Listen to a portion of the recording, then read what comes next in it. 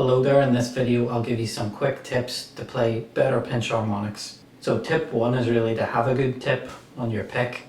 You've got to have a fresh pick, one that's not, a flimsy kind of acoustic strumming pick.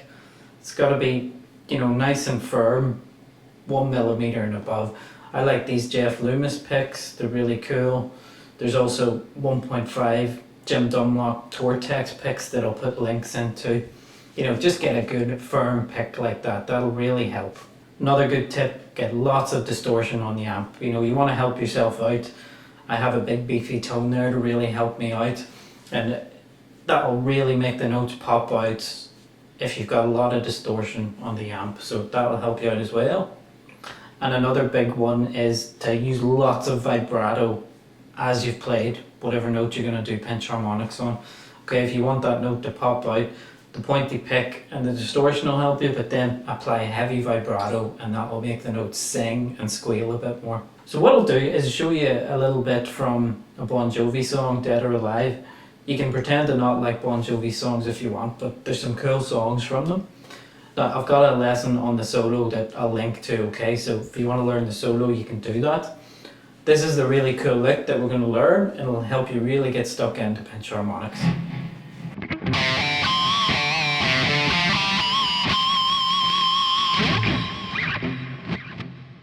So this is a D minor pentatonic lick, okay? It's part of the D minor pentatonic scale, if you know what that is. Now then, just using finger 1 and 3 throughout this. It's just this little box.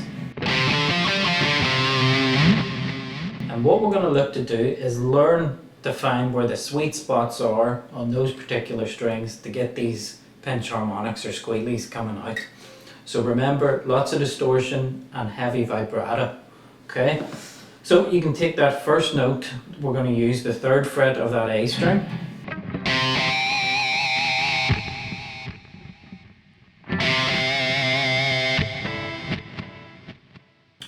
Now what I want you to do is, when you're playing pinch harmonics, you're just grazing your thumb against the string that you've just hit, okay? So you have to adjust the amount of pick you're holding from playing just something normal. Then you begin to choke it off a bit more as you play pinch harmonics, okay? To get that squealy sound, that's where it comes from.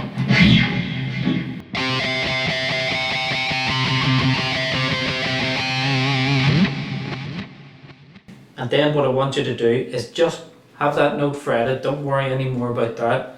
Look at this side and you're going to experiment with where you get a sound that you like coming out to your taste, okay? So you've got that thumb grazing against the string after you've played it. And I want you to experiment by playing all across that same string.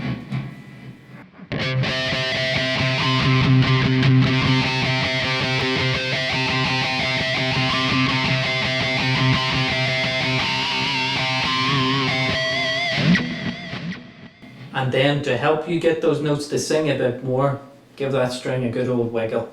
Okay, apply heavy vibrato as you start to find those sweet spots. Now, this is a very kind of personal thing to you because it depends on the guitar you have. I have like a Les Paul shaped guitar over there, and I find it a lot more difficult to dig into the strings on that. I much prefer these kind of shredder guitars. They just feel a bit lighter and easier to, first of all, hold, but to dig into for those pinch harmonics.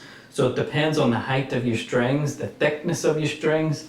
If you have flimsier strings, it's harder to get these to come out. I have quite light gauge in this. These are 9s. 9s, 10s.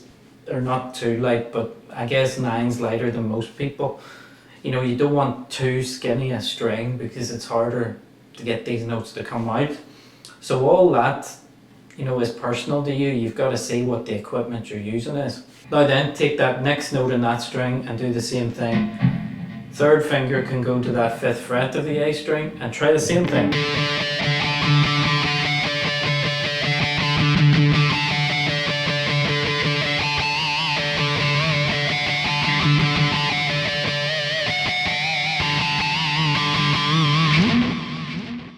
So what you're going to do here with many other things on guitar is you learn this by muscle memory, by programming in the muscle memory. So you will learn where these sweet spots are on the guitar, and don't be afraid to come right over your pickup.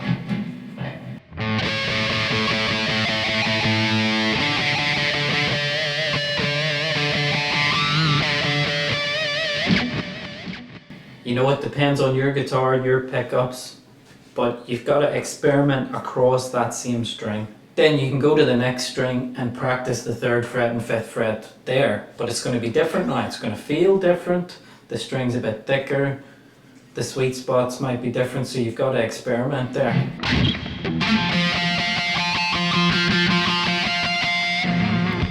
And apply some vibrato.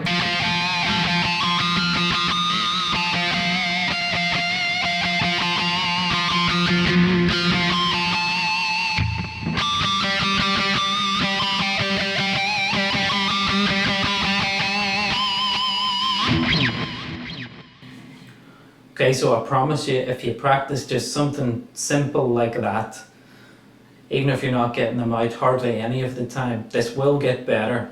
But the 3 things I said at the start of the video really help. Good pick, lots of distortion, heavy vibrato, and you've got to experiment across the same string to find out where you get those sweet spots.